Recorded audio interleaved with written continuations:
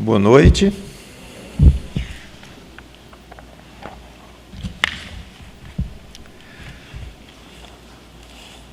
Hoje será uma pregação mais ou menos temática, porque vai ser uma mistura de um tema com uma pequena exposição de 3 trechos. Se fosse uma mensagem puramente temática, seria um tema com muitos textos para dar base ao tema, e não apenas 3 principais, que, por serem apenas 3, obviamente vão ter que ser mais comentados do que se fosse mais pulverizado. E uma mensagem expositiva, como eu tenho sobre cada um desses, acho que cada um desses textos, aí trata um texto desse, aí vai fundo e examina cada detalhe e toda a riqueza, não toda, mas explorando o que pudemos da riqueza desses textos, que não vai ser assim também, por isso é que eu digo que é meio misto. O tema é uma particularidade da oração. Orar é uma das atividades mais básicas da vida cristã, mais importantes, mais complexas. Envolve pedir, agradecer, louvar, interceder, desabafar, confessar. Poderíamos falar falamos já de vários tipos em que poderíamos subdividir o item oração. Existe um pequeno problema, para não dizer grande, nessa questão de oração, especialmente por causa da importância dela, ou dessa atividade na nossa vida. Seria bom se pudéssemos dizer, somos exímios oradores quer dizer, pessoas de oração, somos bons nisso. Quando nos convertemos, o Espírito Santo nos tornou realmente peritos na arte de orar. Não, é o contrário, nós somos meio incompetentes na área de orar. Contrário, não no sentido que o Espírito Santo nos desabilitou, ele nos habilita, ele nos ajuda ainda, mas é porque a nossa carne ainda atrapalha muito. Nosso grau de espiritualidade, nossa condição de entender as coisas de Deus, de não só respirar, mas viver as coisas de Deus, lutar pelas coisas de Deus, vibrar pelas coisas de Deus, nossa condição ainda é muito, muito modesta. Então, mesmo o Espírito Santo com o poder que ele tem, mas ele mesmo inspirou Paulo, Tiago, para dizer, como eu vou ler aqui em 2 passagens, que nós não somos muito peritos na arte de orar. E aí vem sobre nós o ônus, não do Espírito Santo. Romanos 8:26.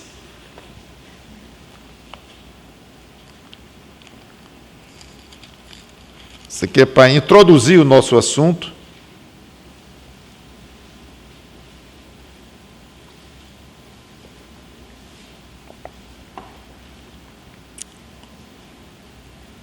Também o Espírito, estou em Romanos 8:26, também o Espírito semelhantemente nos assiste em nossa fraqueza. Somos fracos, porque não sabemos orar como convém. Então, como eu disse, é o contrário daquilo, ou daquela ideia de nós nos tornamos exímios na arte de orar. Não, somos fracos. E antes, não tinha nem qualificação, nós não tínhamos relação com Deus, então a arte da oração, ou o privilégio da oração, era praticamente não aproveitado. Existem algumas orações na Bíblia de pessoas não crentes que atingiram Deus, claro, Deus é onisciente, mas no sentido de uma comunhão com Deus, o não crente, ele nem tem isso. Então não tem nem qualificação É como se fosse... não existisse essa atividade de oração na vida de alguém que não tem Cristo. Quando nos tornamos crentes, aí nós temos o caminho aberto até Cristo, o Espírito Santo habita em nós, vem habitar em nós, e nós então começamos nossa atividade de orar. E rapidamente nos tornamos bons nisso. Não, esse é o ponto. Porque não sabemos orar como convém. Não sabemos. Então, se você me disser que é bom em oração, eu vou dizer, eu lamento muito, mas você não é. Mas o mesmo Espírito intercede por nós sobremaneira com gemidos inexprimíveis, uma passagem difícil, que eu não vou nem explicar, como eu disse, hoje eu não vou aprofundar muito em nenhuma passagem. Mas então ele nos assiste para poder já nos ajudar, e na sua onipotência, como o Espírito Santo é, todo-poderoso, Deus que ele é, ele poderia ir muito além disso, mas ele vai até aí, é como ele assim achou por bem fazer. Mas o fato é, não sabemos orar como convém. Tiago capítulo 4, versículo 3, ele diz assim, eu já cheguei lá e não precisa você chegar não. 2 e 3, nada tendes porque não pedis, pedis e não recebeis, porque pedis mal. Aí, pedis mal. E ele ainda explica, para esbanjardes em vossos prazeres.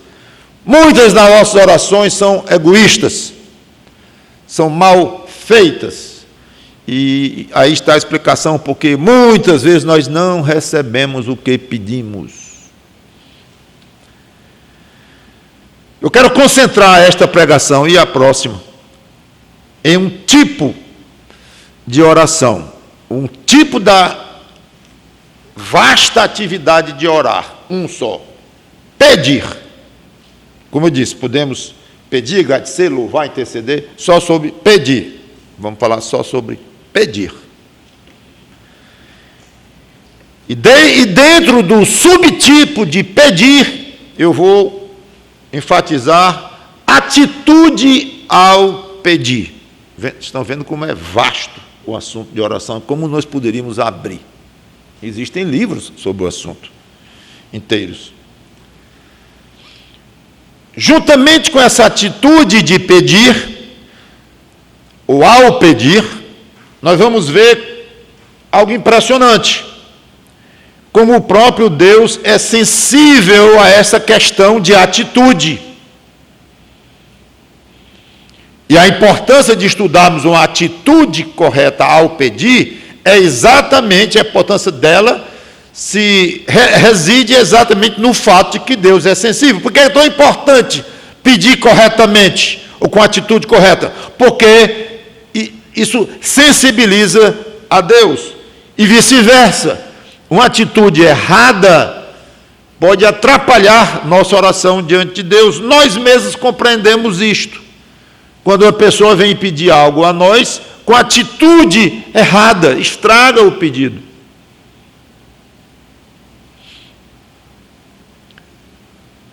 E às vezes, quando alguém vem nos pedir alguma coisa e não estamos nem muito dispostos a dar ou fazer aquilo, mas a atitude amolece o nosso coração, a atitude de quem pede. A gente tem isso na prática, no nosso dia a dia. Várias pessoas pediram ajuda a Cristo. Nós vamos ver 6 exemplos. 3 hoje e 3 no próximo domingo, se Deus permitir. A atitude de quem pediu e a reação de Jesus Cristo, uma coisa ligada com a outra. Como eu falei, eu não vou detalhar os textos em si, porque aí seria uma pregação inteira, ou 2 para cada texto desse, que são episódios muito ricos, esses que nós vamos tocar aqui. Tenho até que me controlar um pouco para não sair falando aplicações aqui, porque pulo nos olhos de tão ricas que são aqui as lições. Mas vamos lá. Mateus 15, 21 e 28, falar de uma mulher estrangeira, Ciro-fenícia, que pede pela filha endemoniada. Mateus 15, 21 a 28, eu vou ler a passagem.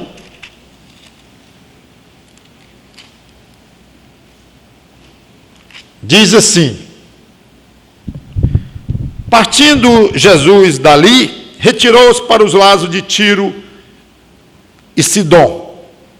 E eis que uma mulher cananeia que viera daquelas regiões clamava: Senhor, filho de Davi, tem compaixão de mim. Minha filha está horrivelmente endemoniada. Ele, porém, não lhe respondeu palavra. E os seus discípulos, aproximando-se, rogaram-lhe: despede-a, manda embora, pois vem clamando atrás de nós, vem incomodando, é o que eles queriam dizer aqui. Mas Jesus respondeu a ela, não está escrito aqui, mas é a ela: não fui enviado senão as ovelhas perdidas da casa de Israel.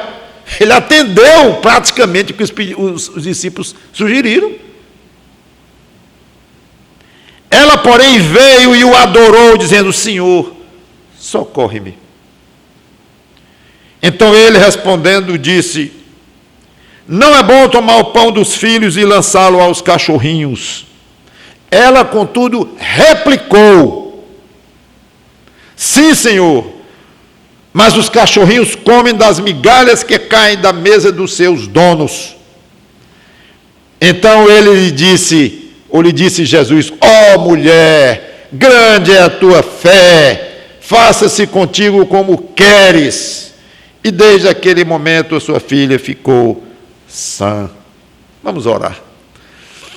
Santo Deus, nosso bom Pai, coisa gostosa estudarmos 3 exemplos de pessoas pedindo a Ti, ou ao Teu Filho Jesus Cristo. Obrigado por essas histórias sagradas, no sentido em que são verdadeiras, foram inspiradas pelo Teu Espírito Santo na mente de cada autor. Obrigado pela veracidade do que está aqui e pela nossa fé em crer nisso, que aos olhos do mundo é uma crença estranha, esquisita, uma crendice, melhor dizendo, acreditar numa fábula ou algo parecido, com várias matizes aí de comentários. Não nos importa. Para nós é a pura verdade na qual nós empenhamos o nosso viver e tentamos aprender com seriedade, com mais gosto do que um estudante na véspera de uma prova. Nos ajuda a manter esse espírito enquanto vivermos neste mundo, esse de querer aprender e aprender mais para poder nos enquadrar cada vez melhor na complexa vida cristã, ou seja, na vida centrada em Cristo, procurando agradar a Ele e ao nosso Pai, que és Tu. Tudo isso no Espírito Santo. Então te pedimos para que aprendamos algumas atitudes aqui hoje, de orar, de pedir, e apreciemos a atitude, a reação do Senhor Jesus Cristo. É em nome dele, Cristo, que te pedimos e agradecemos. Amém. Uma particularidade interessante da passagem, que salta aos olhos, é a resistência de Jesus em atender a mulher. Inclusive, essa é uma das minhas pregações prediletas, dos textos prediletos para pregar. Não sei nem se já preguei na Luz do Mundo este texto aqui, bem detalhado, vou até olhar. Mas hoje não vamos ter tempo de comentar quase nada. Que pena. Mas a resistência dele, primeiro ficou em silêncio, depois atendeu um pedido esquisito dos discípulos: despede. E ele despede, não dizendo vá embora, mas a forma dele despedida foi dizer: não, eu não fui enviado para as ovelhas, só fui enviado mesmo para as ovelhas perdidas da casa de Israel. Ora, ela não era de Israel, então era uma maneira de dizer: eu não fui enviado para ti, tchau, pode ir embora. Ele apenas não disse dessa forma, mas ele a dispensou, ele atendeu o que os discípulos pediram. Incrível, ou crível, tudo que está na Bíblia é crível, mas é estranho. Aí depois ela argumenta, aí ele finalmente atende, e eu gosto de dizer que eu vejo aqui uma explosão de alegria de Cristo. Se tem uma explosão de alegria em Cristo durante o ministério dele, aqui está uma. Oh, mulher, grande é a tua fé. Parece que estava freado ali, represado no coração dele, este brado. Da mulher, nós aprendemos 3 coisas, pelo menos. Primeiro, ela disse 2 vezes que precisava de ajuda. Quando ela disse no versículo 22, tem compaixão de mim. Abertamente. E socorre-me, lá no meio da argumentação. Então, 2 vezes ela deixou claríssimo isto. Segunda lição, ela falou, argumentou, pediu, insistiu, podemos quase que dizer numa expressão comum nossa, meio popular, teimou.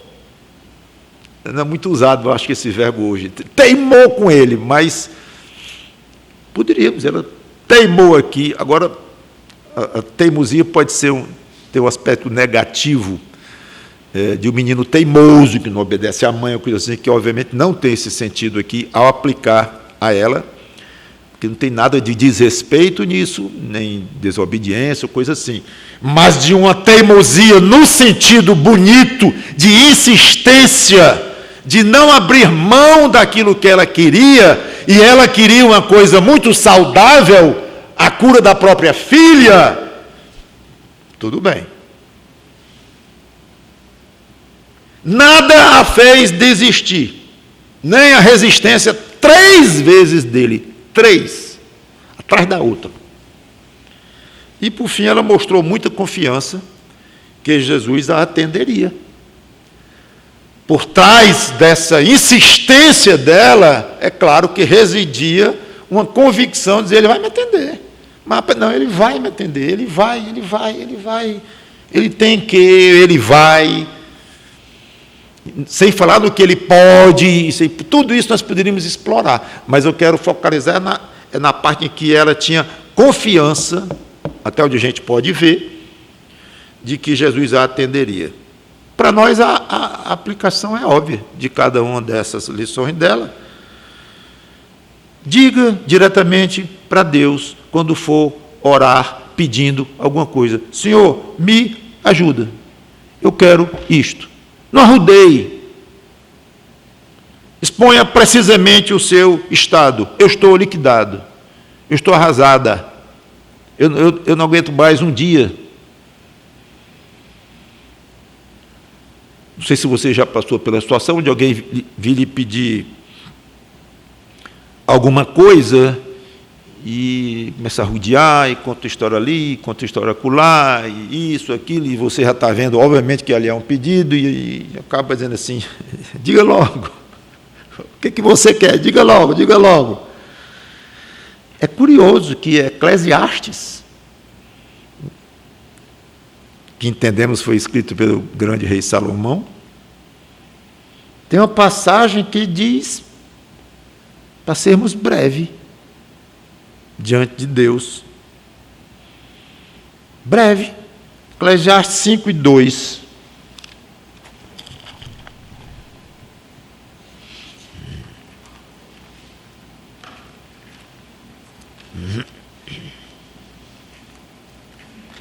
Diz assim: não te precipites com a tua boca, nem o teu coração se apressa a pronunciar palavra alguma diante de Deus, porque Deus está nos céus e tu na terra, portanto, sejas poucas as tuas palavras. Aqui não é questão de apressar, é ser breve. Breve. Quase isso mesmo. Vá logo, resolva isso logo com Deus. Diga o que você quer logo. Está na mesma coisa. Seja breve, sem muitas palavras. Agora, eu sei que poderia despertar assim, mas quantas vezes as pessoas se referem ao fato de que Jesus orou a noite toda como uma coisa positiva, uma coisa boa, orações longas e tudo, é porque ele tinha muito o que dizer, ele tinha muito o que comungar com Deus. Com certeza ele não ficava arrodeando, ele não ficava repetindo, ele tinha tanto o que dizer para Deus, tanta densidade nas orações dele, que era a noite inteira. Claro. Esse seja breve aqui eu entendo assim, objetivo. Objetivo, não fica. E o próprio Jesus chegou a reclamar: não pensem que de tanto repetir, vocês vão ser ouvidos. É incrível, inclusive, como tem orações de católicas, por exemplo, que são exatamente repetições. Eu nunca entendi isto, porque é absolutamente confrontante, uma coisa que é puramente repetição. Eu não entendo. O quão é óbvio que é uma desobediência flagrante ao que Cristo disse. Então, veja como Jesus disse: não fique repetindo, não. A Eclesiastes disse: sejam poucas, fale logo, diga o que você quiser logo diante de Deus, Ele é Deus. Curioso isto. Então, aqui também poderia desenvolver muito na questão de tempo de oração. Repito que isso aqui não é contra, nem desestimula uma longa oração. Por outro lado, não desestimula alguém, ao contrário, estimula alguém que não tem muito tempo e que está com a agenda cheia, com muita coisa para fazer no dia a dia, nas suas responsabilidades desta vida, estimula a pessoa a dizer: ore de uma maneira muito concisa.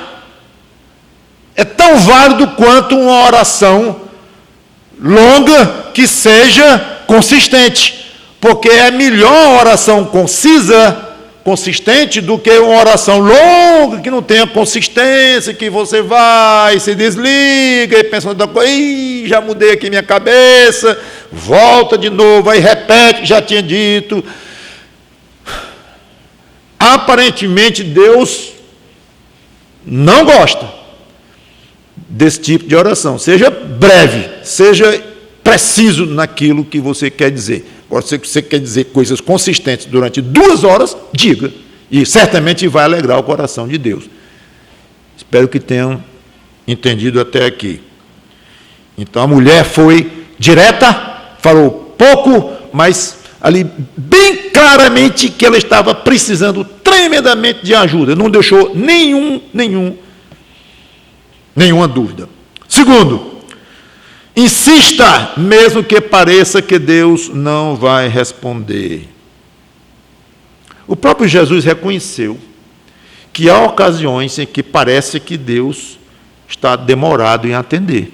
Lucas 18, versículo 7.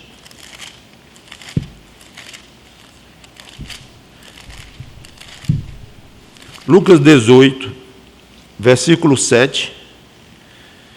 No meio de uma parábola aqui do juiz iníquo, que eu não vou explorar, assim não vamos conseguir terminar.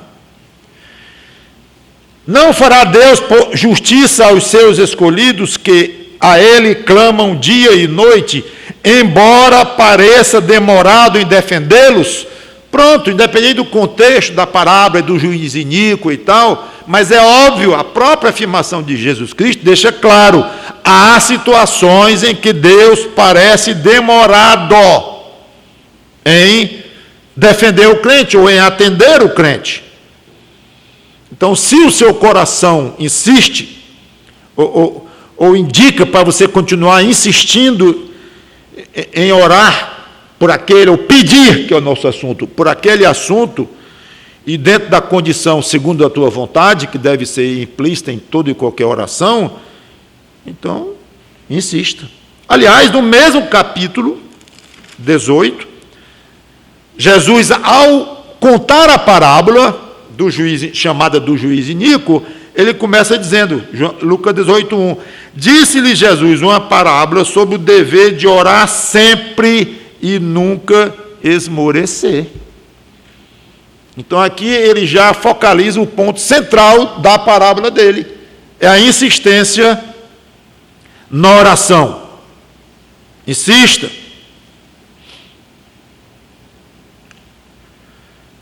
Eu disse que se você acha ou se sente em paz para continuar insistindo. Eu coloquei esta ressalva e não vou desenvolver muito outro aspecto, que é você parar de ter vontade de orar por um determinado assunto, que eu creio que é plenamente razoável, comum na vida cristã.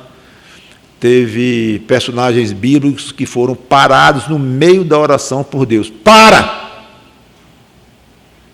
Então tem oração que não agrada a Deus, e tem oração que Deus não quer que a gente faça mais, e hoje ninguém vai ouvir uma voz ouvindo para, mas o Espírito, creio que não vai, não é como Deus está fazendo naturalmente, mas o Espírito Santo habita em nós e, obviamente, sabe muito bem como dizer para o nosso espírito. Então, uma coisa que você ora durante um mês, 2 meses, 3 meses, 1 ano, 10 anos, não sei, mas aquela vontade pode desaparecer, pode. E pode vir de Deus, creio que sim. Por isso que eu botei a ressalva. Insista, se você continuar entendendo pela sua consciência, em comunhão com Deus, e que você continua com luz verde em paz para pedir por aquilo, então não olhe para se faz 1 ano, 5 anos, 10 anos. Tem história de pessoas que oraram por outras por 5 anos, por 10 anos, por 20 anos, por 50 anos. Eu soube de casos, né? E li de casos. E pessoas que morrem sem ter oração respondida, crentes, e depois que morre, Deus responde. Então, tem todo tipo de caso, de situação. Mas insista, insista. E o último ponto de aplicação desta mulher é que, e está ligado com a segunda, nunca pense que se Deus não atendeu ainda, é por desinteresse ou falta de atenção. Isso para não falar em falta de poder e tal, que eu acho que o crente não vai nem chegar a esse ponto de achar isto. Mas falta de atenção, nós caímos neste erro. Falta de carinho por nós, estou meio abandonado. E Deus é ocupado demais. Quem sou eu para ele ouvir minhas orações aqui tão simples, às vezes até ridículas aos olhos dele. Então, esse tipo de pensamento não é razoável. Não deixe entrar nas suas considerações. Ele é interessadíssimo em você, extremamente amoroso, e se for melhor, com certeza ele vai lhe dar. Se não, ele não vai dar. Mas deixe que ele resolva o tempo. Eu me lembro que meus filhos pequenos, algum me pedia alguma coisa. Vou pensar. Coisa mais ou menos complicada e tal, vou pensar. Aí depois de muito tempo, assim, uns 3 minutos, né? Pensou, pai? Digo, não, eu não pensei, eu não amadureci ainda. Calma. Aí daqui a pouco, e aí, pai? Eu não resolvi ainda. Ele, eu sabia que tu não ia me dar mesmo. Estragou tudo. Estragou tudo. Se estava tendo uma consideração cuidadosa minha, em olhando, examinando, eu quebrando minhas próprias barreiras aqui, acho que dessa vez eu acho que eu vou. Estava construindo ali uma argumentação na minha própria consciência para dar, conceder. Sabia que não ia dar mesmo. Tá bom. A coleção de erros que tem aí, já dá para enxergar, né? Começando com desaforo. Não sei se às vezes a gente faz isso com Deus, viu? Não sei de uma maneira tão assintosa assim. Eu sabia que não ia me dar, talvez assim não. Mas, sei lá, pode desenvolver uma certa amargura com Deus. Tem muito crente que anda meio amargozinho com Deus, meio queixoso. Isso tem. Dá quase no mesmo. Então, a Bíblia tem muito a dizer sobre esperar em Deus. Muito. Te aquieta, minha alma. estou angustiado. Te aquieta, minha alma. Espera em Deus. O salmista lá, Salmo 42. Espera em Deus. A Bíblia tem muito o que dizer sobre isto. Então, peça, enquanto tem a convicção de orar por aquilo, de pedir por aquilo, e espere. Se não souber esperar, perseverar, vai ter só prejuízo. Vai pedir com menos ardor, a tendência, talvez até parar antes de conseguir. Já cometei alguma amargura com Deus. Como é que nós vamos saber se o que nós estamos pedindo não é melhor para nós e, portanto, Deus não irá atender? Eu volto à passagem de Romanos 8:26 que eu li, que nós não sabemos orar como convém e que o Espírito Santo nos assiste em nossa fraqueza. Então, para mim, eu acho razoável aplicar esta passagem para dizer que eu entendo que o Espírito Santo vai tirar a nossa vontade.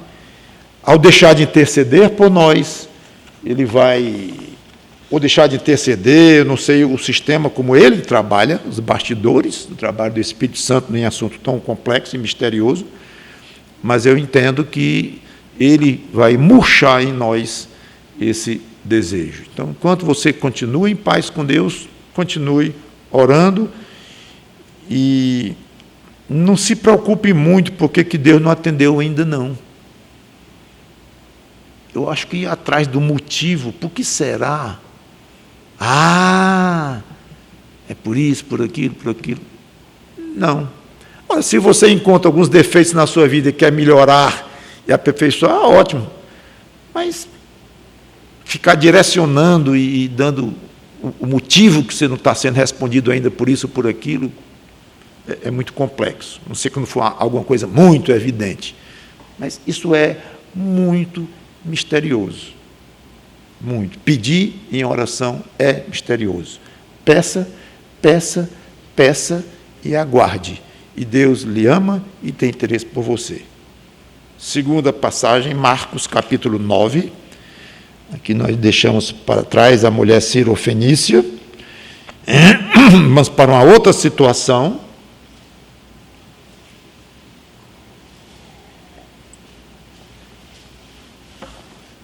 Marcos 9, versículo 17 em diante.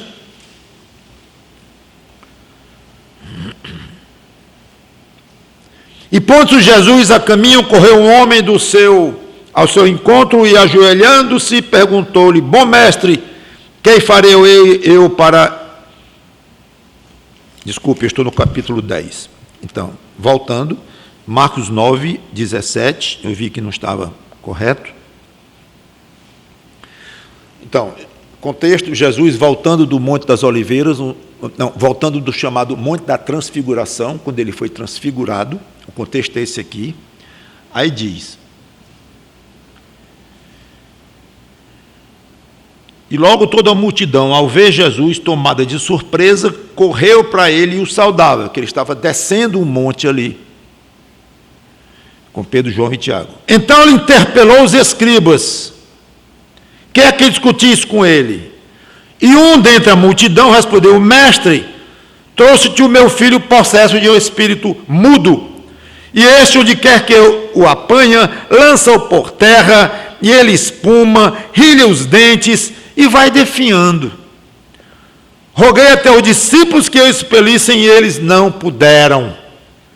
Então Jesus lhes disse: ó geração incrédula e perversa, até quando estarei convosco? Até quando vos sofrerei? Se alguma vez você viu uma queixa de Jesus Cristo, achando ruim, porque estava na terra, aqui é uma, viu? Achando ruim, digo, difícil, sofrido para ele, o sofrida a experiência de estar aqui. E esse até quando vos sofrerei significa até quando eu vou aguentar vocês, eu vou ter que suportar vocês. É isso que é um desabafo, que ele estava aqui sem aguentar. Trazei-mo. E trouxeram-lhe. Quando ele viu a Jesus, o Espírito imediatamente o agitou com violência e, caindo ele por terra, revolvia-se espumando. Perguntou Jesus ao pai do menino: há quanto tempo isso lhe sucede? Desde a infância, respondeu. E muitas vezes o tem lançado no fogo e na água para o matar. Mas se tu podes alguma coisa, tem compaixão de nós e ajuda-nos. Olha o fator aí, direto no pedido: tem compaixão de nós e ajuda-nos, que eu acabei de comentar no caso da mulher. Ao que ele respondeu, Jesus: se podes, tudo é possível ao que crê. E imediatamente o pai do menino exclamou com lágrimas: eu creio, ajuda-me na minha falta de fé. A passagem continua, eu não vou mais desenvolver. Particularidade interessante aqui é que os discípulos tentaram, mas não puderam ajudar. Essa é a parte muito curiosa. Quando viu Jesus, o homem desesperado, porque os discípulos de Jesus não conseguiram resolver nada, ele correu para o próprio, claro. Ele não pensou duas vezes, ele se identificou, disse o que estava acontecendo e falou abertamente da incapacidade dos discípulos. Interessante. Agora, é claro que Deus se utiliza de pessoas para nos ajudar. E muito. E muito. Só que muitas vezes as pessoas, muitíssimo bem intencionadas, servos de Deus, simplesmente não conseguem nos ajudar. Um conselho, uma sugestão, um ensino bíblico, uma pregação, conversa e mais conversa, semanas e mais semanas no gabinete, não ajuda. Ora pela pessoa, fala para a pessoa, intercede pela pessoa, aconselha, manda ler livro. Não consegue. Aí o crente se frustra, se sente só, meio desamparado. Nem aquele irmão mais velho na fé, lá na igreja, que eu sempre tive como irmão ou irmã, uma vida tão bonita, um casamento tão bonito, e eu com o meu casamento esfacelado, eu fui pedir ajuda lá, e ela tentou, ou ele tentou, e me deu conselhos, e mostrou com o meu casamento deles, tudo, espetáculo, e o meu ruim, não adiantou nada. Aí fui para o pastor, conversei com o pastor, tudo, pastor recebeu bem, conversou não sei quantas vezes comigo, leu a Bíblia, orou, nada. Aí fui para a internet, 5.000 vídeos sobre casamentos, eu vi 3, até bons, escolhi pregadores bons que tem, poucos, mas tem, e eu vi pregações boas sobre casamento, e achei que ia melhorar, nada. É ruim, quer dizer, é difícil. O crente se sente mesmo, em certos momentos, desamparado. Vocês já acham que é por acaso? Parece que as pessoas que Deus geralmente usa para ajudar, sumiram. Vou dizer diferente, as pessoas não sumiram, mas parece que a capacidade delas de nos ajudar sumiu. Nunca pensei que o meu pastor fosse tão incapaz de me ajudar num assunto que eu acho que ele deve ver todo dia. Hora de correr para o Senhor Jesus Cristo e dizer: Senhor, os teus servos aqui na terra não estão me ajudando em coisa nenhuma, não porque não querem, Senhor, mas porque não podem, não têm poder. Me ajuda direto. Acho que esse é o tipo da oração que honra o Senhor Jesus Cristo, traz honra para Ele.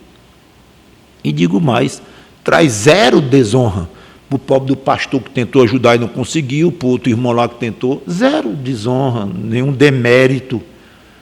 Agora, se esse pastor andava dizendo que ele tinha poder espiritual, que ele tinha um dom da cura, o dom de milagre, o dom daquilo outro, é vergonha pura e merece. Mas se é um pregador honesto, ele está dizendo vez após vez para os ouvintes dele, eu não posso nada não tenho poder nenhum, não. Às vezes brincam comigo, pastor, ore por mim que a sua oração tem mais poder. Eu digo, nem brinque com isto. Eu não gosto dessas brincadeiras, porque não é fato.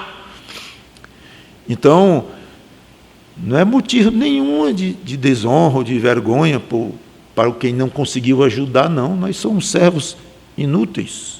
Vamos já falar nisso depois, em outra oportunidade. Mas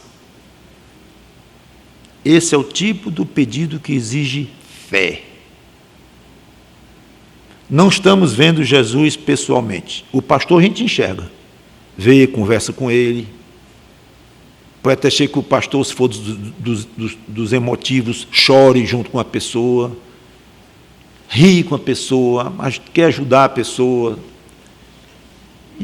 Um trato pessoal, ou pastor, ou como eu já disse, um irmão, uma irmã querido, mais velho na fé, ou mais instruído na palavra, está vendo a pessoa, o peso do calor humano com Cristo, não tem. Esse tipo, pode ter um calor espiritual, pelo Espírito Santo, mas aquele calor de olhar para os olhos de alguém, como o homem aqui olhou para os olhos de Jesus Cristo, os olhos dele, e disse, teus discípulos não me ajudaram, eu vim direto. Então, esse calor que aquele homem recebeu, humano, Jesus estava lá, e divino, nós não vamos ter. Por enquanto aqui, não. Não sabemos que tipo de solução ele dará, não temos a menor ideia.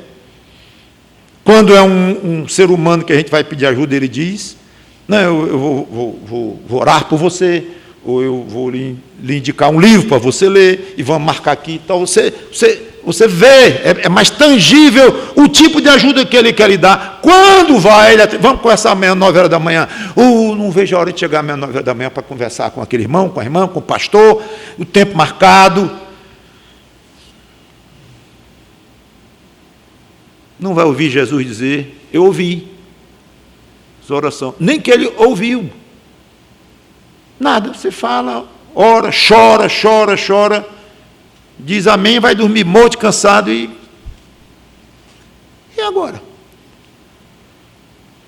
Fé. Só há fé. Fica tudo nas mãos dele. E é espetacular quando nós somos exercitados, às vezes, a chegar no limite de ficar nas mãos do Senhor Jesus Cristo, sem uma ajuda dele, por intermédio de outros. Claro que toda ajuda que vem para nós, vem dele, a origem é ele. Sem mim nada podeis fazer e tal, tudo eu sei disso. Mas eu estou numa situação particular aqui, imaginando, tirando como exemplo, ponto de partida, o nosso amigo lá, que viu Jesus chegando do Monte da Transfiguração, é uma situação em que já pedimos ajuda humana, já pedimos, já esgotamos, não veio. É difícil e ao mesmo tempo é espetacular, porque ali nós estamos num exercício de fé puxado. Falando inclusive da necessidade de fé, o homem da história enfrentou exatamente esse problema. Jesus disse que era preciso ter fé. Ele não disse assim, é preciso ter fé, mas ele falou logo sobre fé. Se pode me ajudar? Se pode, tudo é preciso, tudo é possível àquele que crê. Agora, meu amigo, creia. É o que Jesus disse, de outra forma. Se posso lhe ajudar, claro que eu posso, mas você tem que crer. Então a questão não é o meu poder. Porque o meu poder não se discute. Interessante isto. Aqui já estou eu querendo entrar na história. Não posso. Tudo é possível ao que crê. você vai ter que exercer fé. Eita, pesou para o pobrezinho. Eu pensei que esse assunto estava completamente fora da minha alçada. Pedi por discípulos, não fizeram, tentaram, coitados, não conseguiram. Aí eu peço para o próprio. Ele diz que pode, confirma que pode, o problema não é a falta de poder, o poder é minha fé. Essa eu não contava. Com essa eu não contava. O que ele fez? Muito interessante. Reconheceu que tinha fé. Reconheceu que tinha fé. Creio. E logo disse, me ajuda na minha falta de fé. Esse falta, entenda aí, na minha insuficiência de fé. Assim eu entendo. Falta de fé suficiente. Está muito aquém, Senhor, do que precisa. Belo exemplo para nós quando estivermos em situação dessa. Senhor, eu tenho fé em Ti, que Tu tens poder. Tu dizes que tem e eu creio. Eu creio que Tu dizes que me amas. Às vezes eu não consigo ver muito claramente, não, mas eu creio que Tu me amas. Aliás, é algo que o crente faria muito bem se fizesse disso um pensamento quase diário. Senhor, eu tenho uma fé genuína, muito obrigado.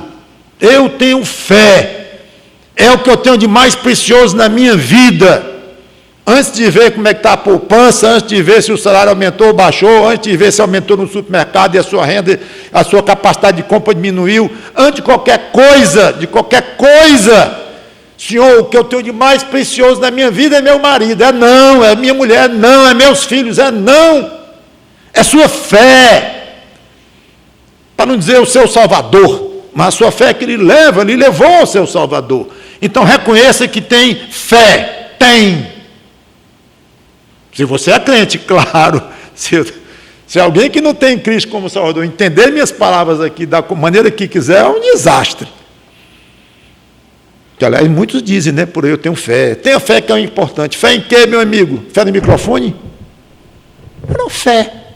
Fé numa pedra? Fé num homem? Ora, fé em Cristo, claro. 2, reconheça que essa fé que você sabe que tem, diz que tem, confessa que tem, vibra porque tem, é muito pequena.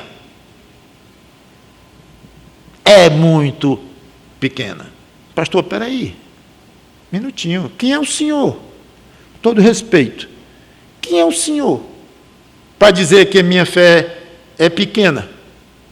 Eu não sou ninguém para dizer isso, mas não sou eu que estou dizendo. Lucas 17, 4 e 6, Jesus disse que quem tiver uma fé tamanho de um grão de mostarda, diz para uma montanha, sai daqui e vai para ali, e ela vai. Pronto.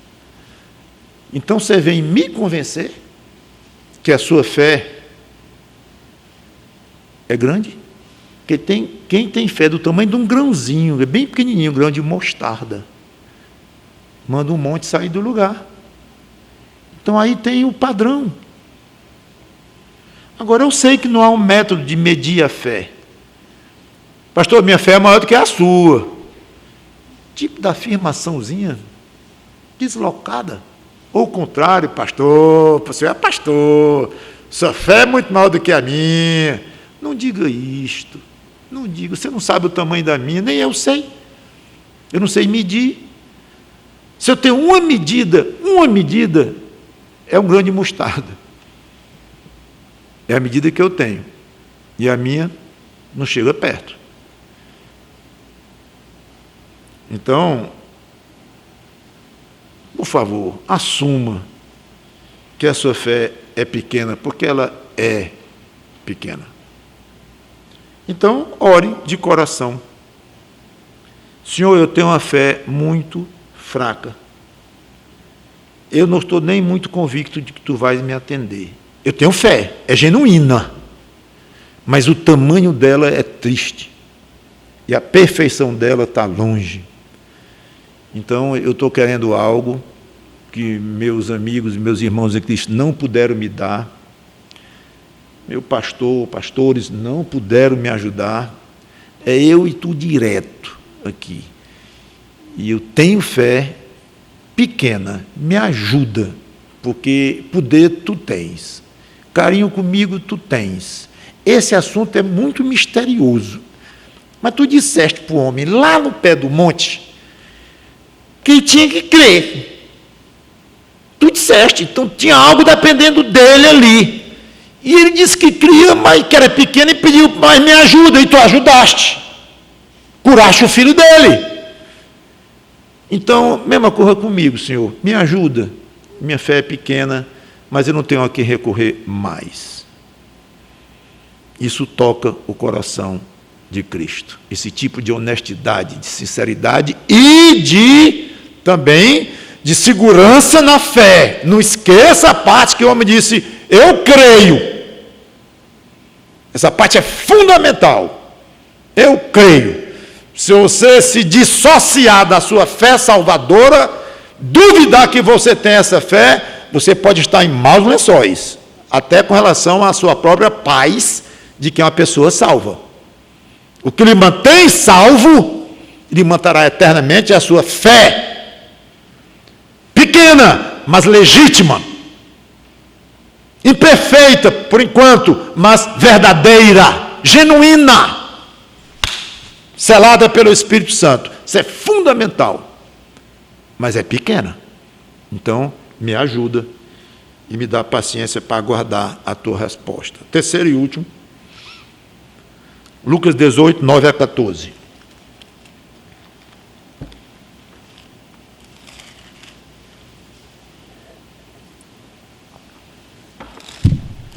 Lucas 18, 9 a 14.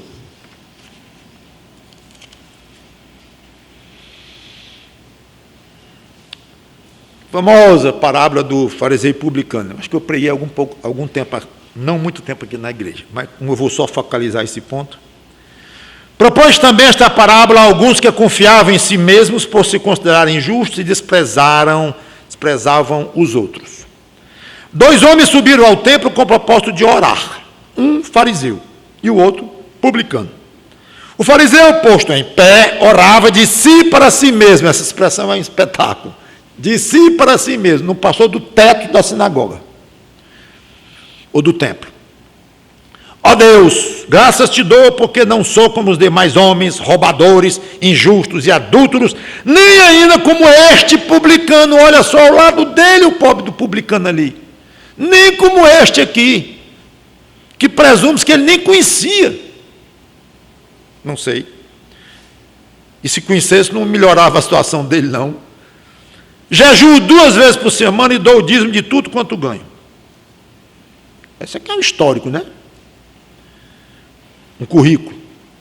O publicano, estando em pé, longe, não ousava nem ainda levantar os olhos ao céu, mas batia no peito, dizendo, ó Deus, sê propício a mim, pecador. Jesus agora diz, digo-vos que este desceu justificado para a sua casa, e não aquele, porque todo que se exalta será humilhado, mas o que se humilha será exaltado.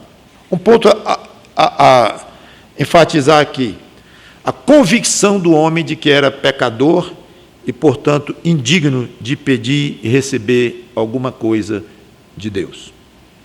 A indignidade em termos de merecimento. E uma lição de ouro aqui é a sensibilidade de Deus diante de uma oração em que o crente humildemente reconhece não merecer o que está pedindo.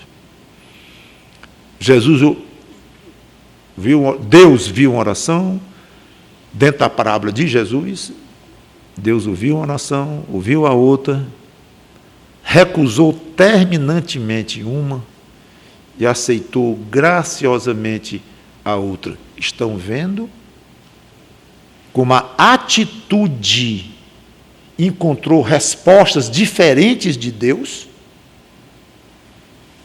a atitude.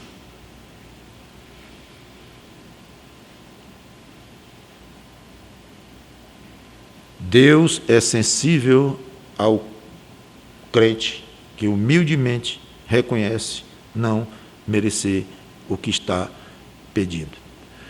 Agora, alguém que é convicto de uma doutrina dessa, como eu sou, eu acho que todo aquele que respeita as Escrituras porque é muito claro. Imagine o que arranha você ler um livro, como eu já li assim, passando, e vontade de jogar no lixo, mas como eu estava numa loja, eu tinha que devolver para a prateleira, vontade de pedir um fósforo. Não peça a Deus, não. Exija. Você é filho de Deus, você é herdeiro. Você não tem que pedir mais nada. Você agora é um salvo em Jesus Cristo, filho do reino. Você quer um carro? Diga o carro que você quer, diga para Deus. Fica pedindo, ai, por favor, eu não mereço. Que conversa é essa? É exatamente o contrário, você merece. Isso deve ser de uma repugnância aos olhos de Deus que eu não consigo imaginar.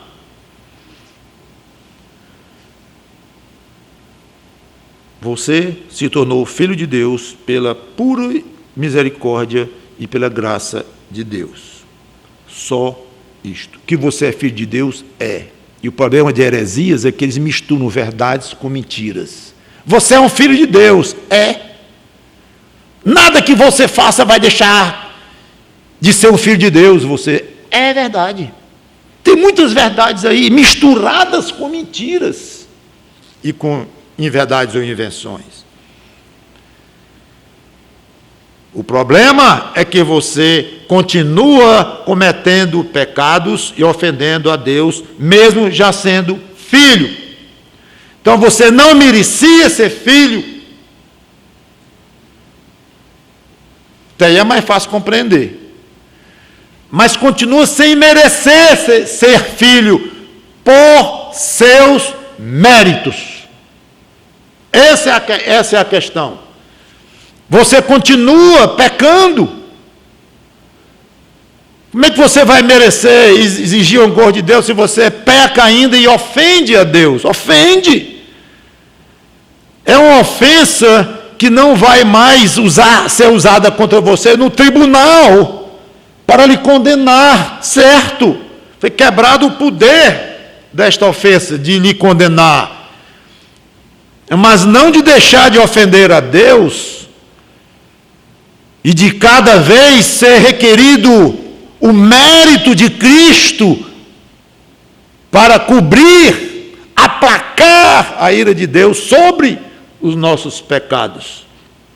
Certo que isso foi feito de uma vez por todas, eu sei disto. Já é um assunto resolvido. Mas não devemos fazer pouco dos nossos pecados diante de Deus, mesmo convertidos, pelo fato de que eles já estão perdoados de antemão, nos garantindo a vida eterna, que é correto, mas isso pode dar margem a abuso.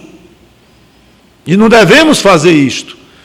Então a humildade deve ser ainda total diante de Deus.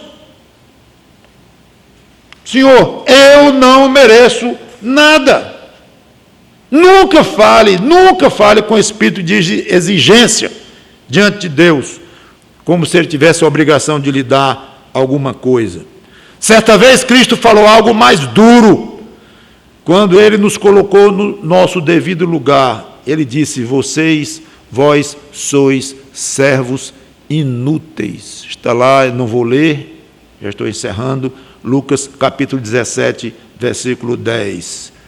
Seja franco, você gosta de ser chamado de servo inútil?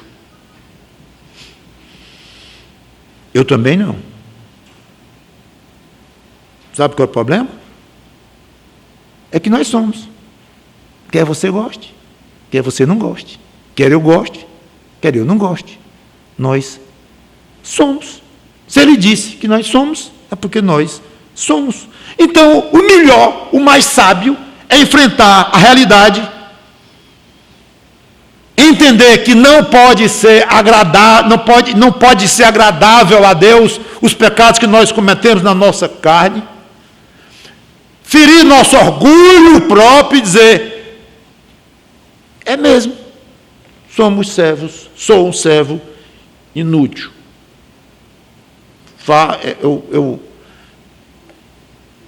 Eu tenho que fazer porque me é mandado mesmo, e o que eu faço não serve como mérito, nem o que eu faço direito, quanto mais meus próprios pecados. Está longe, passa longe a ideia de mérito, tanto de uma coisa quanto da outra.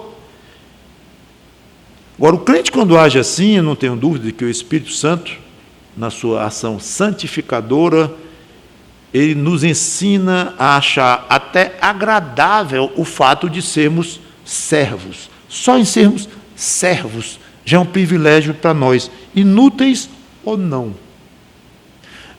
Além do mais, nós vamos aprender que o Senhor, a rigor mesmo, não precisa do nosso serviço e nem considera o fato de sermos escravos o fator mais importante na nossa relação, que envolve serviço a Ele. O que mais importa é a nossa relação de Ele ter nos tornado filhos dEle e nos dedicarmos de todo o coração, toda a nossa alma a Ele. Isso é o que importa. A questão de merecer, ser digno disso ou daquilo, quando alguém lhe disser, parabéns, você recebeu uma bênção muito grande, tal e tal, pois é, você merece, espero que o seu ouvido, pelo menos o ouvido do seu coração, arranhe, espero sinceramente.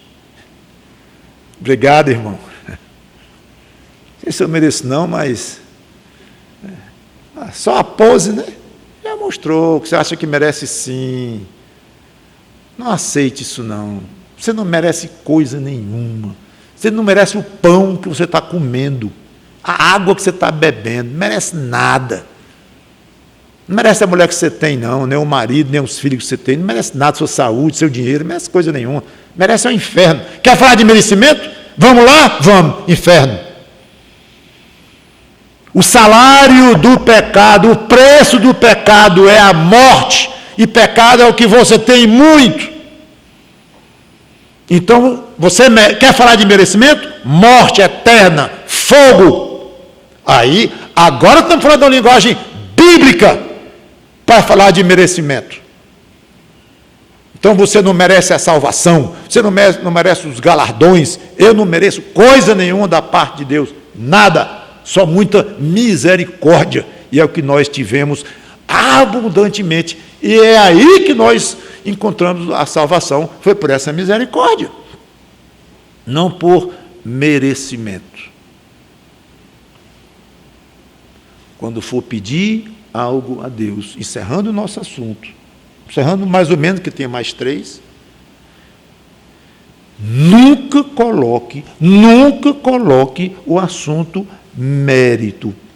Não faça isto. Senhor, olha o que eu tenho feito diante de Ti. Senhor, me diga aí, um mês que eu atrasei o dízimo.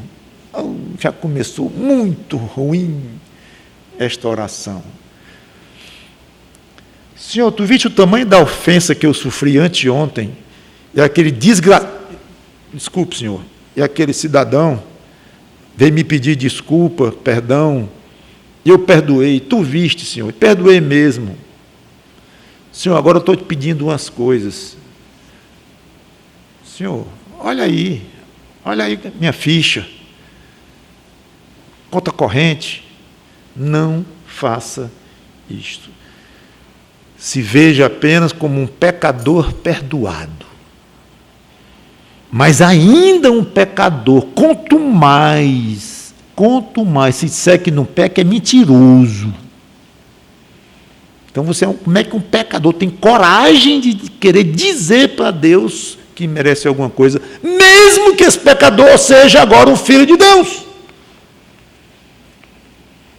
Esse problema vai se acabar, num certo sentido, no céu, quando não teremos mais pecados para nos envergonharem. Mas tem um fator que continuará: o sentimento de merecimento. Ou seja, de imerecimento, melhor dizendo, sentimento de merecimento zero, ou o sentimento de imerecimento. Vamos passar a eternidade todinha dizendo: Senhor, eu não tenho pecado mais diante de Ti, que maravilha, tenho conseguido Te agradar, eu sei disso, faz parte da minha salvação, amém. Mas eu não mereço coisa nenhuma, Senhor Deus, nem esse estado de não pecaminosidade mais, essa minha capacidade agora de Te agradar o tempo todo, é tua, é de Cristo, Ele comprou para mim naquela cruz, o mérito é dele, o crédito é dele, e você vai ser a eternidade todinha. E o prazer que nós vamos ter em olhar para Cristo, cada vez que tivermos esse sentimento no coração, esse gozo, eu não mereço nada, Ele merece e me passou o crédito do merecimento. Isso é que é Salvador, claro. Do outro modo, como é que nós vamos vibrar com o Salvador que divide um mérito, que eu tenho mérito também? Eu não sei se o mérito é meu, é dele, vamos rachar, metade teu, metade meu. Isso não existe. Graças a Deus, porque não merecemos coisa nenhuma de Deus. E se olhamos para Ele, como o publicanozinho lá nem olhava, nós só olhamos para Cristo com temor, muito temor, cuidado, vibração no coração, dizer: Senhor, que maravilha poder eu me chamar de Teu filho, mesmo sem merecer. Que Deus nos ajude então com essas lições. Na próxima semana vamos ver mais 3, aí faremos o resumo de tudo. Vamos orar. Obrigado, Senhor Deus, pela Tua palavra, que o Teu Espírito Santo nos ajude a aplicar essas lições para os nossos pedidos em oração. Em nome do Senhor Jesus Cristo. Amém.